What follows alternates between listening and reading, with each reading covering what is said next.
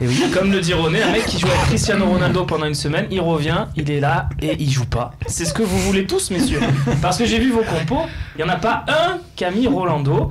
Alors pourquoi vous avez essayé de me l'expliquer, tiens, parce que moi je suis, vous le savez, un fan de Rolando. Toi, il est capitaine pour toi. Pas loin.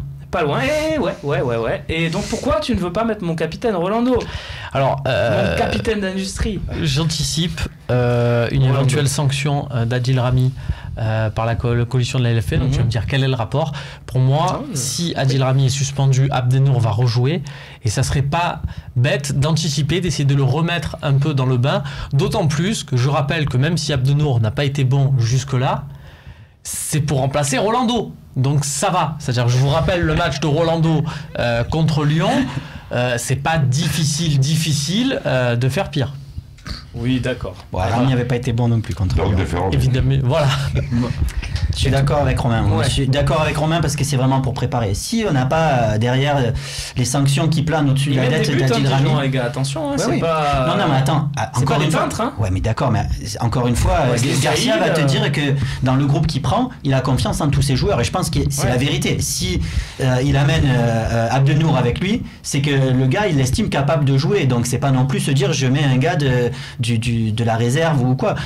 Il n'empêche qu'il va falloir quand même faire quelque chose pour cette défense parce que voilà, on espère que Rami ne prendra pas cher, mais il faut quand même l'envisager. Tony, on peut pas perdre Abdenour totalement. Moi, je pensais qu'il était déjà perdu, donc. Bah oui, c'est ça. J'ose croire qu'il y a faut le mettre dans le bain. Il faut le remettre dans le bain. Ça veut dire qu'il est pas dans le bain là, Abdenour. Il est plus. Il est envoyé en tribune. La plupart des matchs, deux fois, il est envoyé en tribune. Plus personne n'est dans le bain de manière en défense centrale depuis un moment. Mais c'est encore le moment d'aller chercher les petites brebis égarées dans la dernière ligne droite parce que ça tire sur la corde. Et quoi qu'on en dise, la trêve internationale joue bien, mais il y en a quand même pas mal qui sont partis.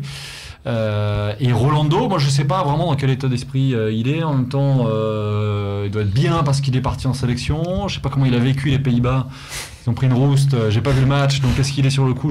Honnêtement, j'ai pas vu le match. J'en sais rien. Mais je crois qu'il sort. Romain, je t'ai vu, j'ai vu ton débrief vidéo. Est-ce qu'il est sur le coup, Rolando?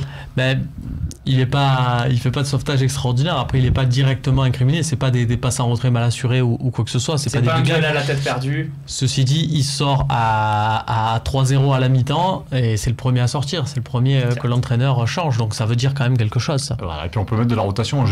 J'imagine bien que Rolando et Rami, on va les retrouver contre Leipzig en Allemagne la semaine prochaine. C'est l'occasion de relancer Abdenour. C'est maintenant ou jamais.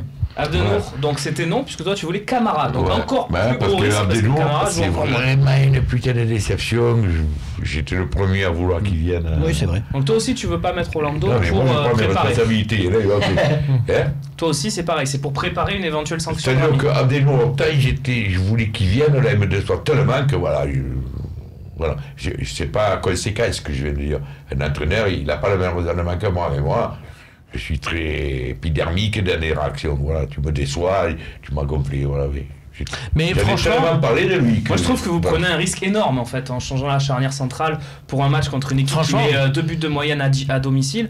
Moi, je trouve que vous prenez un risque énorme. Mais justement, comme tu dis, mettre 2 buts à domicile, du coup, c'est aussi une équipe qui sollicite la défense, qui joue l'attaque. Ouais. Et donc, du coup, c'est des joueurs défensifs qui sont plus sollicités dans les matchs et qui, donc, dans ces moments-là, ont plus aussi l'occasion de gagner des duels et de prendre confiance. Moi, en fait, au fond de moi, j'ai envie de.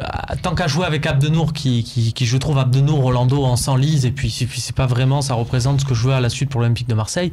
Moi, j'ai envie de lancer Camara. J'ai envie de lancer Camara. Mais au fond de moi. Au fond de moi, j'ai vraiment envie qu'on lui donne sa chance et à son poste d'origine. Et on parlait pendant la trêve là, cette semaine de la situation de la réserve de l'Olympique de Marseille.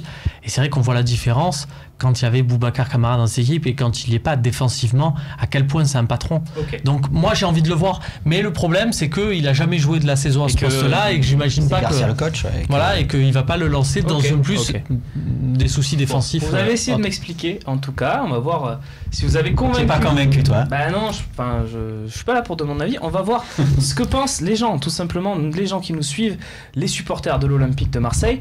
Voulez-vous voir Rolando ou Abdenour pour préparer une éventuelle sanction de Rami? C'est la question qu'on vous pose et vous allez voter tout de suite. C'est Camille qui mettra tout ça à la fin de l'émission et qui vous proposera le résultat pour voir si vous les avez convaincus. Messieurs, on passe tout de suite à l'avant-match de Dijon-OM. On va voir avec Fabrice les forces et les faiblesses de cette équipe dijonnaise.